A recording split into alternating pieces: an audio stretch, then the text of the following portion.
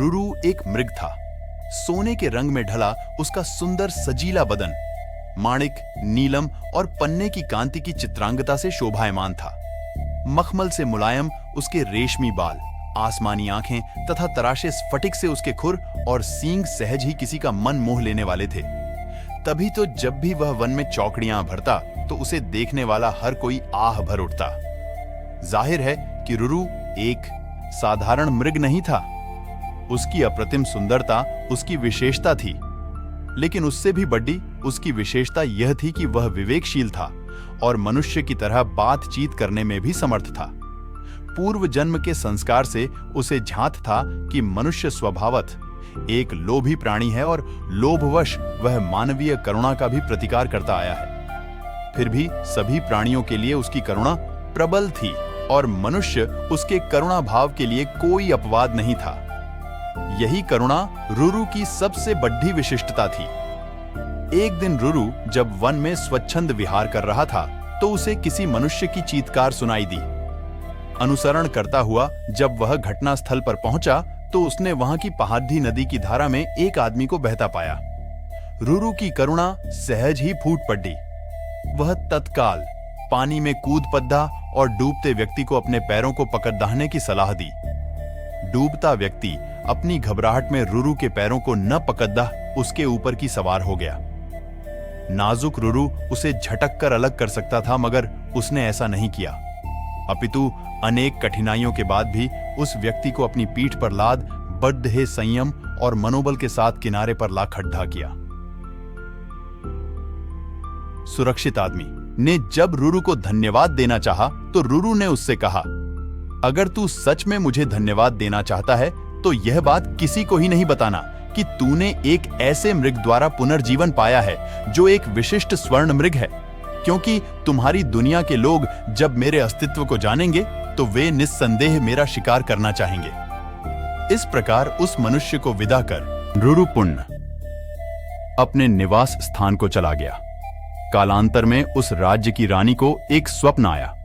उसने स्वप्न में रुरु साक्षात दर्शन कर लिए।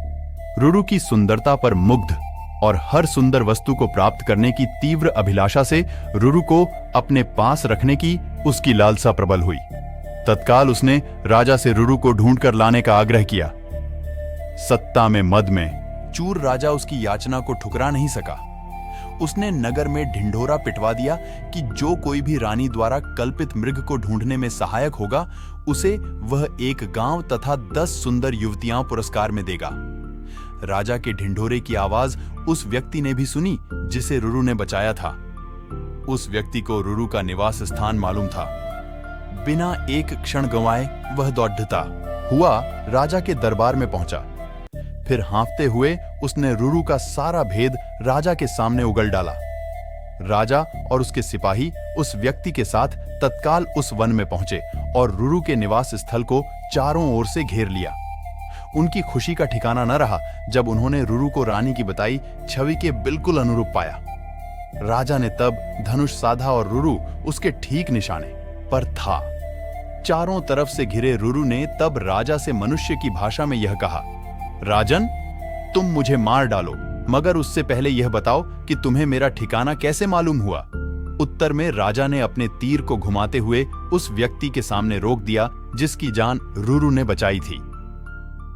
रुरु के मुख से तभी यह वाक्य हठात फूट पड़ा, निकाल लो लकड़ी के कुंदे को पानी से न निकालना कभी एक अकृतज्ञ इंसान को। राजा ने जब रुरु से उसके संवाद का आशय पूछा तो रुरु ने राजा को उस व्यक्ति के डूबने और बचाए जाने की पूरी कहानी कह सुनाई। रुरु की करुणा ने राजा की करुणा को भी जगा दिया था। उस व्यक्ति की कृतज्ञता पर उसे रोष भी आया। राजा ने उसी तीर से जब उस व्यक्ति का संहार करना चाहा तो करुणावतार मृग ने उस व्यक्ति का वध न करने की प्रार्थना की। रुरु की विशिष्टताओं से प्रभावित राजा ने उसे अपने साथ अपने राज्य में आने का निमंत्रण दिया। रुरु ने राजा के अनुग्रह का नहीं ठुकराया और कुछ दिनों तक वह राजा के आतिथ्य को स्वीकार कर पुण्य अपने निवास स्थल को लौट गया। चाहा तो करुणावतार मृग ने उस व्यक्ति का वध न करने की प्रार्थना की। रुरु की विशिष्टताओं से प्रभावित राजा ने उसे अपने साथ अपने राज्य में आने का निमंत्रण दिया। रूरू ने राजा के अनुग्रह का नहीं ठुकराया और कुछ दिनों तक वह राजा के आतिथ्य को स्वीकार कर पुण्य अपने निवास स्थल को लौट गया।